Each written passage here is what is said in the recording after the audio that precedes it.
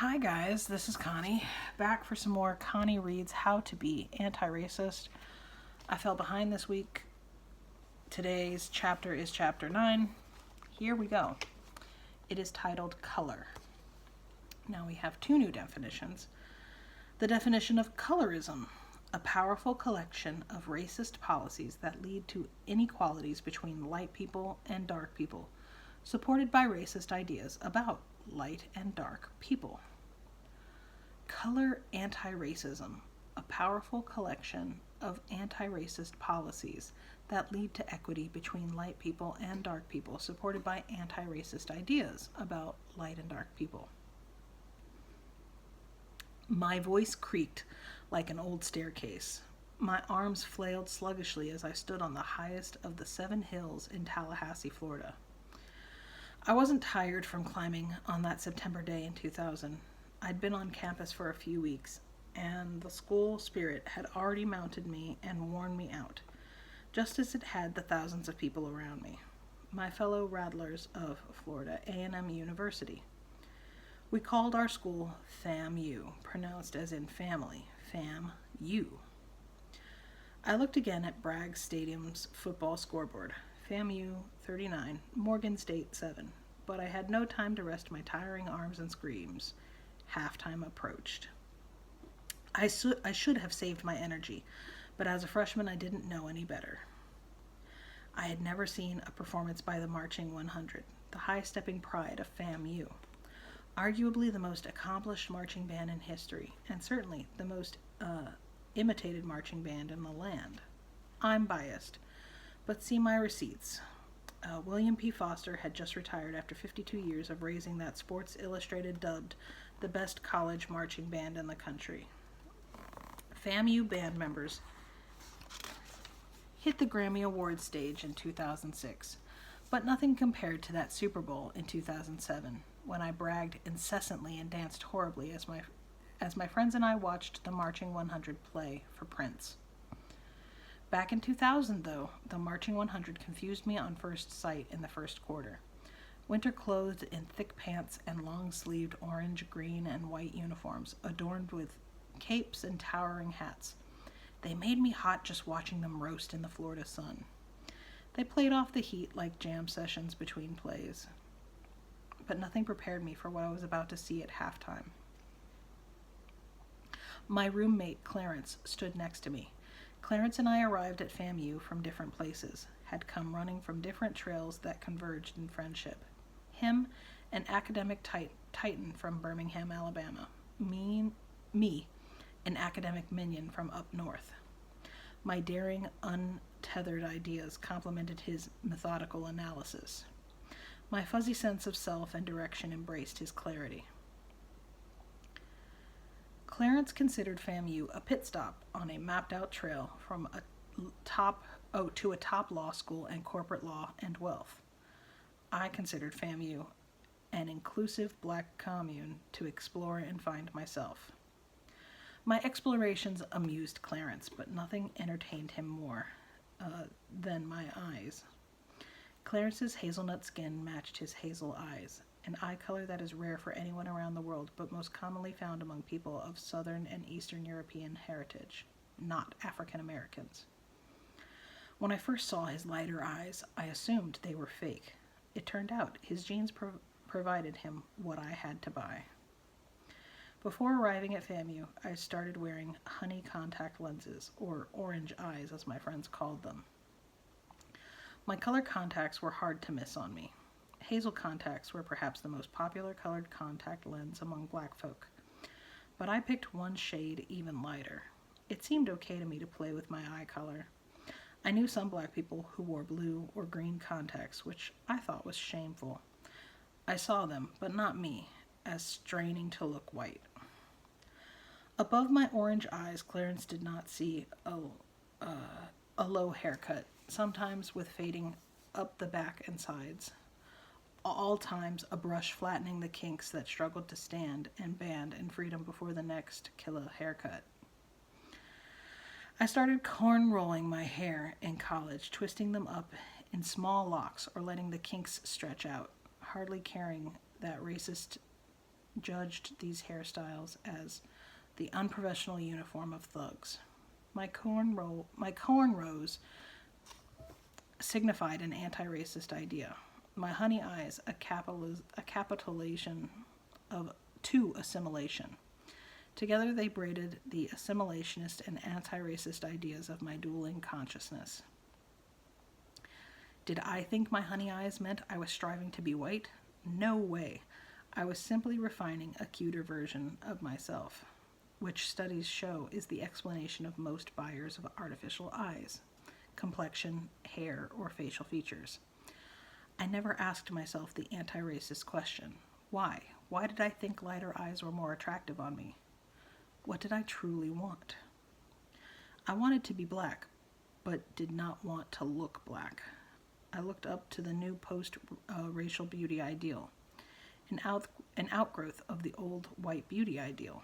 Lightening eye color, killing kinks, lightening skin color, thinning or thickening facial features, all to reach an ideal we did not label white. This post-racial beauty ideal is lightness, the race of lighter skin and eyes, straighter hair, thinner noses, and semi-thick lips and buttocks, perceived as biracial or racially ambiguous.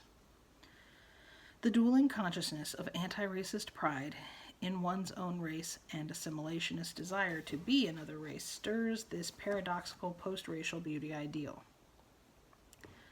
Quote, it is simultaneously inclusive, multicultural, and new while remaining exclusive, Eurocentric, and old-fashioned. It is white beauty repackaged with dark hair, sociologist Margaret Hunter explains. I had no idea my eyes embodied the latest form of colorism, a term coined by novelist Alice Walker in 1983. The post-racial beauty ideal hides colorism, veils it in euphemism. Colorism is a form of racism. To recognize colorism, we must first recognize that light people and dark people are two distinct racialized groups shaped by their own histories. Dark people, the unidentified racial group of darker skins, kinky hair, broader noses, and lips, span many races, ethnicities, and nationalities. Light people sometimes pass for white and may yet be accepted into whiteness so that white people can maintain majorities in countries like the United States, where demographic trends threaten to relegate them to minority status. Some reformers project light people as the biracial key to racial harmony, an embodiment of a post-racial future. Colorism is a collection of racist policies that cause inequalities between light people and dark people, and these inequalities are substantiated by racist ideas about light and dark people. Colorism, like all forms of racism, rationalizes inequalities with racist ideas, claiming the inequities between dark people and light people are not due to racist policy, but are based in what is wrong or right with each group of people.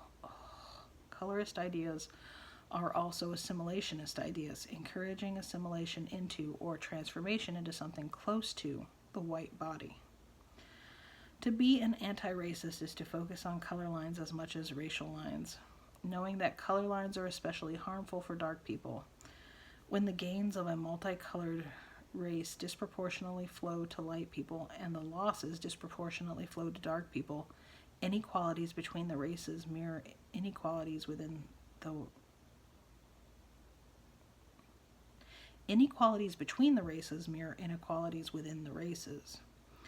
But because inequities between the races overshadow inequities within the races, dark people often fail to see colorism as they regularly experience it.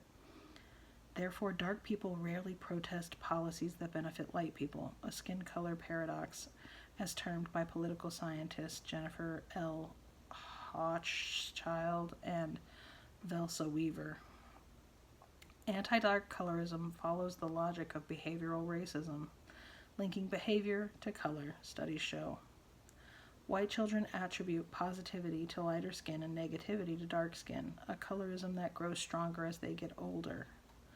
White people usually favor lighter-skinned politicians over darker-skinned ones, Dark African Americans are disproportionately at risk of hypertension. Dark African American students receive significantly lower GPAs than lighter students. Maybe because racist Americans have higher expectations for light students, people tend to remember educated black men as light-skinned, even when their skin is dark. Is that why employers prefer light black men over dark black men, regardless of qualifications? Even dark Filipino men have lower incomes than their lighter peers in the United States. Dark immigrants to the United States, no matter their place of origin, tend to have less wealth and income than light immigrants. When they arrive, light Latinx people receive higher wages, and dark Latinx people are more likely to be employed at ethnically homogeneous job sites. Dark sons and light daughters received higher quality per parenting than light sons and dark daughters. Skin color influences perceptions of attractiveness, most often for black women. As skin tone lightens, levels of self-esteem among black women rise, especially among low and middle income black women. Dark African Americans received their harshest prison sentences and more time behind bars. White male offenders with African facial features receive harsher sentences than their all-European peers. Dark female students are nearly twice as likely to be suspended as white female students, while researchers found no disparity between light and white female students. Inequities between light and dark African Americans can be as wide as inequities between black and white Americans.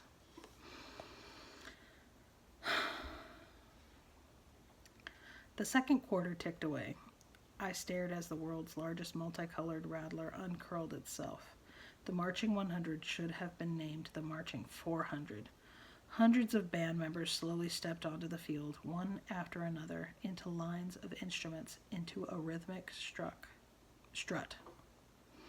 Lines low-stepped behind FAMU's team on our side of the field to the other side of the field behind Morgan State's team, and into the end zones. The line colors draped over their green field like strokes of paint on a canvas.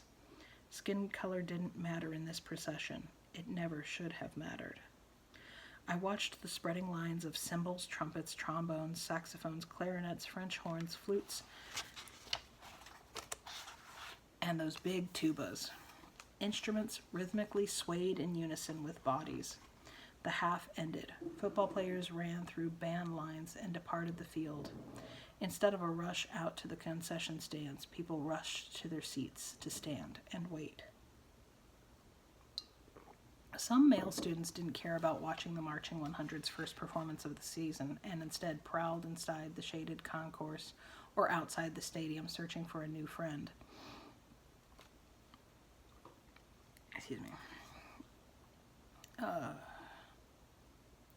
Hoping they had more game than football. If they were anything like my friends, then light women were their favorite, and it showed up in the words they'd spit. Ugly black they called darker women, nappy-headed, but straight and long hair was good hair. She's cute, for a dark girl, was the best some of them could muster for their darker-skinned women. Or for darker-skinned women. Even dark gay men heard it. I don't normally date dark-skinned men, but...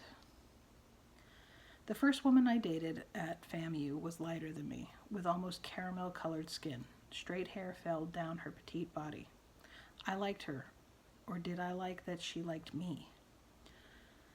But I did not know how my friends fawned over her and overlooked her darker roommate and best friend. The more my friends ignored or denigrated the dark woman, the more I resented myself for liking the light woman. After a few months, I had enough. I abruptly cut off the light woman. My friends thought I had lost my mind. To this day, they deem the light woman the prettiest woman I dated at FAMU. After her, they say, I rolled downhill into the dark abyss. They are right about the darkness, if not the abyss. That first light college girlfriend ended up being the last at FAMU. I pledged to date only dark women. Only my light friend Terrell did not think I had lost my mind. He preferred dark women, too. I looked down on the rest. Anyone who did not prefer dark women as well. I hardly realized my own racist hypocrisy. I was turning the color hierarchy upside down, but the color hierarchy remained. Dark people degraded and alienated light people with names. Light, bright, high yellow, red bone. You're never black enough, a light woman once told Oprah about her feelings of rejection.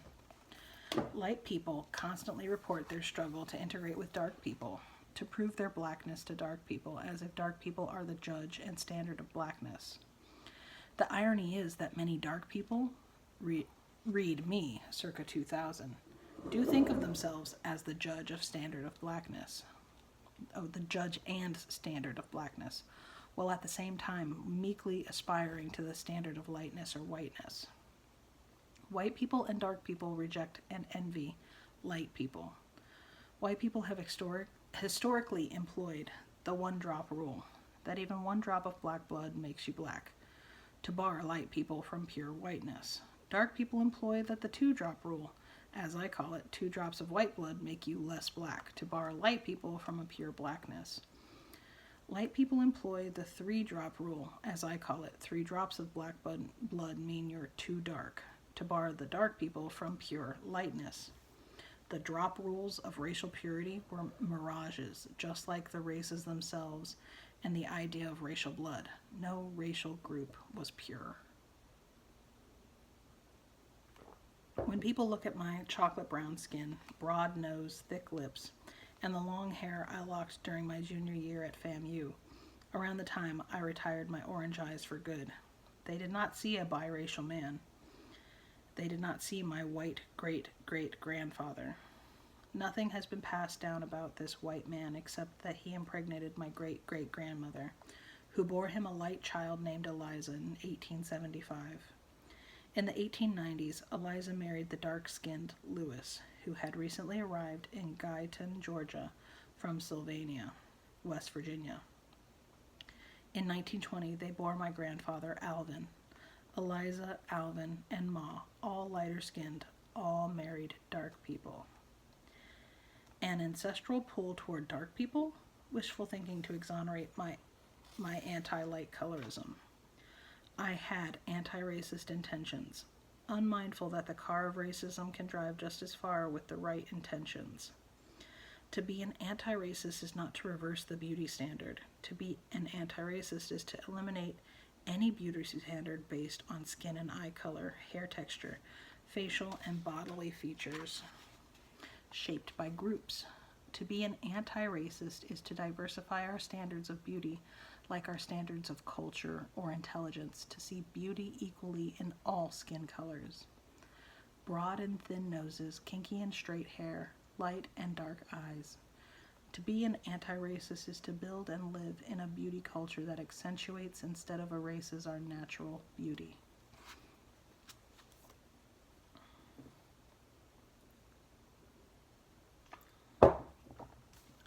For it is well known, attested Anglican missionary Morgan Godwin in an anti-slavery pamphlet in 1680, that the Negroes do entertain as high thoughts of themselves and of their complexion as our Europeans do.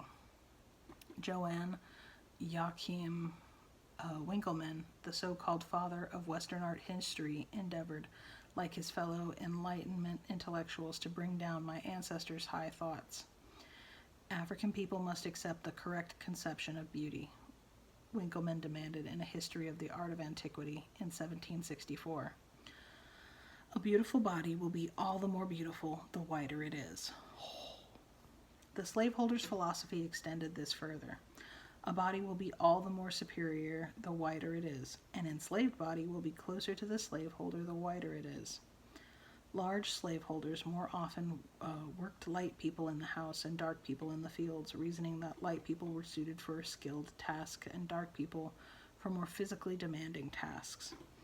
A body will be all the more animalistic the darker it is.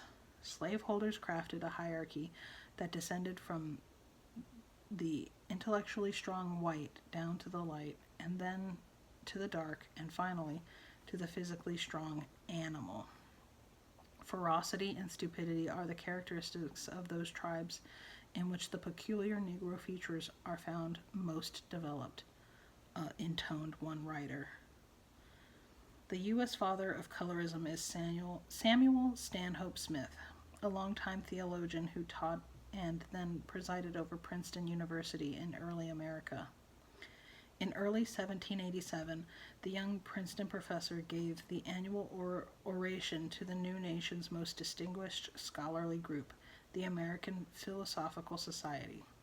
He spoke before the white men who wrote the U.S. Constitution that year, pledging to use the genuine light of truth, Smith's racist light.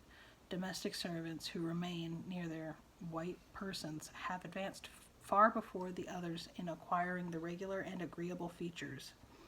Since field slaves live remote from their superiors, their bodies are generally ill-shaped, and their kinky hair is the farthest removed from the ordinary laws of nature. In an 1850 book, Peter Brown leaned on this unrivaled human hair collection to classify the hair of whites and wool of blacks, to swear the hair of the white man is more perfect than that of the Negro. Some enslavers considered dark people more perfect than the so-called human mule or mulatto. The biracial hybrid is a degenerate and unnatural offspring, doomed by nature to work out its own destruction, wrote Alabama physician Josiah Nott in the Boston Medical and Surgical Journal in 1843. Enslavers' public racist ideas sometimes clashed with their private racist ideas, which typically described light women as smarter, kinder, gentler, and more beautiful than dark women. Slaveholders paid much more for enslaved light females than for their dark counterparts. From long before the United States even existed until long after American slavery ended, white women cast these yaller gals and Jezebels as seductresses, unable to admit their centuries of attempted and actual rapes.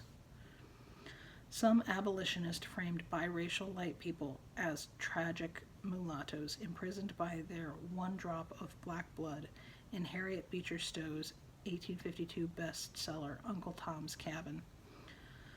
The only four runaways are the only four biracial captives. Stowe's contrast the biracial runaway George, of fine European features and a high, indomitable spirit, with a docile, full black named Tom. Sons of white fathers will not always be bought and sold and traded, Tom's slaveholder says. Freed sons of white fathers will always be, quote, more likely to enlist themselves under the banners of the whites, unquote, Charleston Times editor Edwin Clifford Holland contended in 1822. Maybe Holland and the Brown Fellowship Society in mind. Maybe Holland had the Brown Fellowship Society in mind, a biracial mutual aid organization dedicated to social purity, quote, in Charleston. Did I say that? Yeah, in Charleston. Or maybe he foresaw the white and light-only barbershops owned by light people in Washington, D.C. before the Civil War. When emancipation in 1865 thrust all black people into the land of freedom, white communities built higher walls of segregation to keep black people out. Light communities, too, built higher walls of segregation to keep dark people out. To maintain light privilege, the segregated light people further segregated their dark brothers and sisters, preserving pre-war racial disparities between light and dark people. After slavery, light people were wealthier than dark people and more likely to have good-paying jobs and schooling. By the end of the 19th century, dozens of cities had blue vein societies, which barred dark people, not white enough to show blue veins, as Charles Chesnutt put it in an 1896 short story. Light people reproduced the paper bag test, pencil test, door test, and comb test to bar dark people from their churches, businesses, parties, organizations, schools, and HBCUs. But these segregators were still segregated from whiteness. In 1896, shoemaker Homer Plessy of the Plessy versus Ferguson case, which deemed constitutional equal but separate accommodations, hailed from a proud light community in New Orleans. But Mississippi professor Charles Carroll considered the interracial intercourse of the white human and the black beast the most diabolical of all sins. Naturally rebellious light men were raping white women, leading to lynchings, Carroll warned in his 1900 book, The Negro a Beast. In 1901, North Carolina State University President George T. Winston disagreed, framing dark people as committing more horrible crimes. Sociologist Edward Byron Reuter added to Winston's position, declaring that biracial people were responsible for all black achievements. In his 1918 book, The Mulatto in the United States, Reuter made light people a sort of racial middle class, below white people and above dark people. Reuter defended light people from the wrath of eugenics, demanding racial purity, and from dark people challenging their colorism. By the final days of 1920, the famous grandson of a biracial man had enough of dark activists, especially Marcus Garvey and his fast-growing Universal Negro Improvement Association. American Negroes recognize no color line in or out of the race, and they will, in the end, punish the man who attempts to establishment, W.E.B. Du Bois declared in The Crisis. This from a man who probably heard the black children's rhyme, "If you're white, you're right. If you're yellow, you're mellow. If you're brown, stick around. If you're black, get back." This from a man who, in his own talented 10th essay in 1903, listed 21 black leaders, all but one of whom was biracial.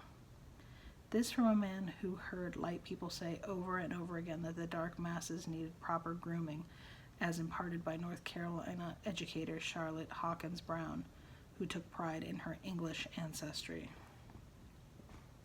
Du Bois' avowal of a post-color black America after the presidential election of Warren G. Harding in 1920 was as out of touch as John McWhorter's avowal of a post-racial America after Barack Obama's presidential election in 2008. Either racist policies or black inferiority explains why white people are wealthier, healthier, and more powerful than black people today. Either racist policies or dark inferiority explain why light people were wealthier, healthier, and more powerful than dark people in 1920. Du Bois snubbed the existence of colorism, claiming it had been absolutely repudiated by every thinking Negro. Du Bois had changed his thinking by the 1930s, moving closer to the deported Garvey. He replaced Garvey as the chief anti-racist critic of the NAACP, which initially shielded away from defending the dark and poor Scottsboro boys who were falsely accused of raping two Alabama white women in 1931. Du Bois could not stand the NAACP's new executive secretary, Walter White. The blue-eyed, blonde-haired son of biracial parents had advocated as assimilation and reportedly believed that unmixed Negroes were inferior, infinitely inferior now, in The Crisis in 1934. Months before leaving the NAACP, Du Bois bristled, "Walter White is white." Entrepreneurs were hard at work figuring out a way for black people through changing their color and hair to pass as light or white, as Walter White had in his earlier investigations of lynchings. The post-World War I craze of the conch, short for the gel called congoline, made it as fashionable for black men to straighten their hair as for black women. I had joined that multitude of Negro men and women in America trying to look pretty by white standards, Malcolm X recalled after receiving his first conch as a teenager. Skin lightening products received a boost after the discovery in 1938 that monobenzyl ether of hydroquinone lightened dark skin. By the early 1970s, Black Power activists inspired by Malcolm X and Angela Davis, including my parents, were liberating their kinks. No more killicuts for the black man. No more straight hair for black women. The higher, the better was in. Not many men had a higher afro than my father. Dark people like my father were saying it loud. I'm dark and I'm proud.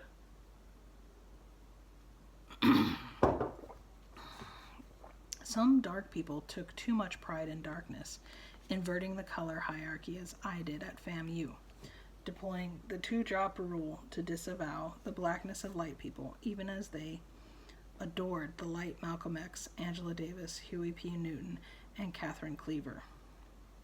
And eventually the light ideal came back with a vengeance, if it had ever left. In his 1988 film School Days, Spike Lee satirized his experiences in the late 1970s at a historically black Morehouse College as a battle between the dark-skinned jigaboos and the light-skinned wannabes.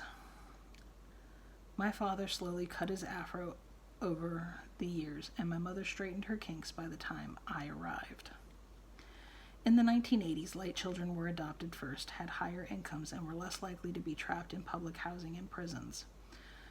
Quote, the lighter skin, the lighter the sentence, quote, became a popular anti-racist saying as the era of mass incarceration surged in the 1900s. In 2007, MSNBC's Don Imus compared Rutgers dark basketball players, that's some nappy-headed hoes there, to Tennessee's light players. They all look cute after they played in the NCAA Women's Championship. In a 2004 casting call for the movie Straight Outta Compton, the Sandy Alice agency ranked extras. A girls must have real hair. B girls, you should be light-skinned. C girls, these are African-American girls, medium to light-skinned with a weave. D girls, these are African-American girls, medium to dark skin tone character types. By then, singer Michael Jackson had paved the skin-bleaching boulevard traveled by rapper Lil' Kim, baseball player Sammy Sosa, and so many more. Skin-bleaching products were ranking in millions for the U.S. companies. In India, fairness creams topped $200 million in 2014. Today, skin lighteners are used by 70% of women in Nigeria, 35% in South Africa, 59% in Togo, and 40% in China, Malaysia, the Philippines, and South Korea. Some white people have their own skincare addiction to reach a post-racial ideal, tanning. In 2016, the United States elected the Orange Man, as Nene Leakes calls Trump, who reportedly uses a tanning bed every morning. Paradoxically, some tanning white people look down on bleaching black people as if there's a difference. Surveys show that people consider tanned skin, the replica color of light people, more attractive than naturally pale skin and dark skin. Halftime arrived. Lines of musicians linked together and outlined the entire football field, the largest human-made rectangle I had ever seen, colored orange and green, not dark and light. My eyes widened in awe at the length of the FAMU rattler. On the far side, 7 tall and slender drum majors, 5 yards apart, slowly low-stepped to the corner of the field.